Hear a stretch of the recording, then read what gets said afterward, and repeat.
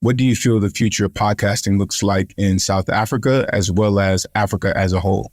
I do think that just from a continental perspective, I do feel we have the ability to surpass in years, right? This is not tomorrow, what is happening in podcasting in the US at the moment. And the reason I say that is we're almost mixing two things. We're creating our own industry and our own ecosystem and things that work best for us. But we can see things that are happening there. Right now, it's many points of inflections, right? So it's individual podcasts, it's people doing stuff on the business side. It's all of these things in almost mini isolation and communities. And when that comes together, I think something really big and amazing will happen. I do think that even from a storytelling perspective and speaking to people, there's not one day that I feel like I go by where someone's not like, hey, I want to start a podcast, or hey, this is happening on the scene, even in South Africa, right? And I think that what's tough is starting a journey, knowing where it could be. And this is whoever you are. You're starting a business, you're starting a podcast, you're starting anything for the first time. Seeing what it can be based on people who are doing it incredibly successful, but going through this journey that's not linear.